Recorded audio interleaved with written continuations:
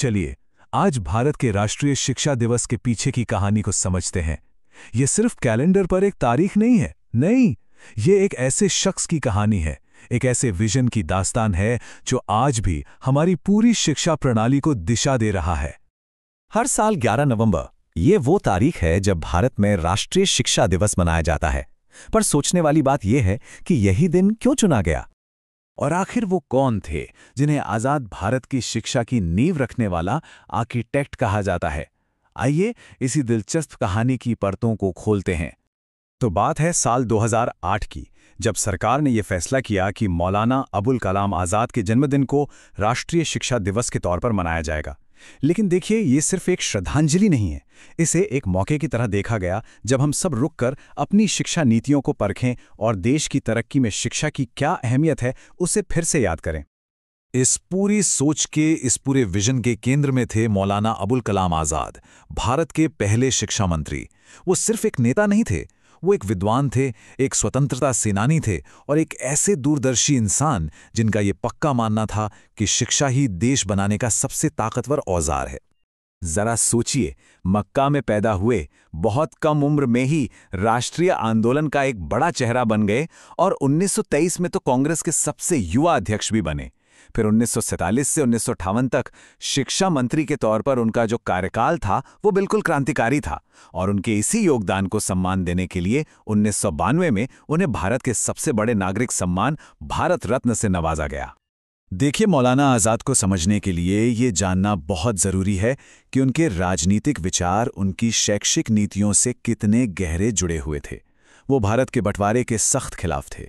उनका मानना था कि एक मजबूत और एकजुट भारत तभी बन सकता है जब शिक्षा का इस्तेमाल लोगों को जोड़ने, मजहबी दूरियों को मिटाने और एक सेक्युलर पहचान बनाने के लिए किया जाए।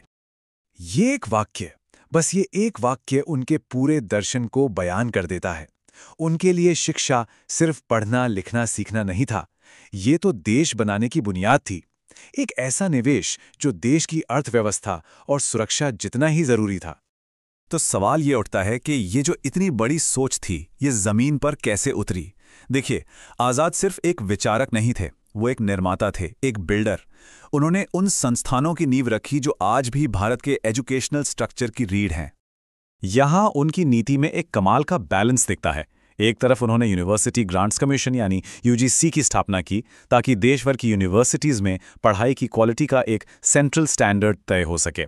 तो वहीं दूसरी तरफ उन्होंने इंडियन इंस्टीट्यूट्स ऑफ टेक्नोलॉजीज़ यानी आईआईटीज़ जैसे वर्ल्ड क्लास संस्थान बनाए जो दुनिया में अपनी पहचान बना सकें। ये ड्यूअल पॉलिसी एक इतने बड़े और विविध देश के लिए बेहद ज़रूरी थी। लेकिन उनका विजन सिर्फ साइंस और टेक्नोलॉजी तक ही नहीं था।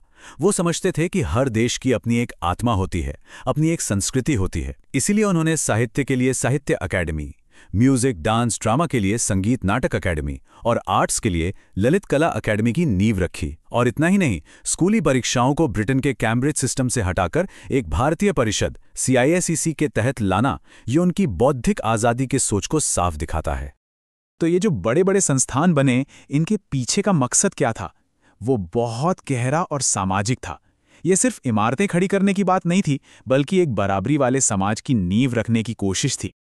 आज़ाद का एजेंडा 3 मजबूत पिलर्स, 3 स्तंभों पर टिका था। पहला, शिक्षा, हर किसी तक पहुंचे, खासकर गांव के गरीब तबकों के बच्चों तक। दूसरा, जेंडर इक्वालिटी। उन्होंने साफ कहा था कि लड़कियों को पढ़ाना कोई बाद में सोची जाने वाली बात नहीं, बल्कि ये एक नेशनल प्रायोरिटी है। और तीसरा, हमारी सांस्कृतिक पहचान।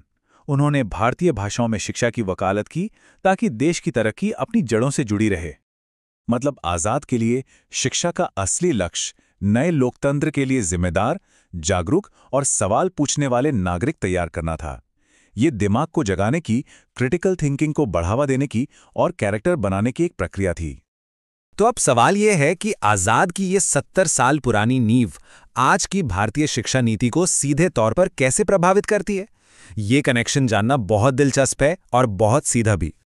देखिए, आज़ाद के होलिस्टिक डेवलपमेंट पर जोर देने और नई शिक्षा नीति 2020 की मल्टीडिसिप्लिनरी लर्निंग के बीच एक सीधी लकीर खींची जा सकती है। सभी तक शिक्षा पहुंचाने की उनकी जिद आज इक्विटेबल और इंक्लूसिव एजुकेशन के रूप में दिखती है।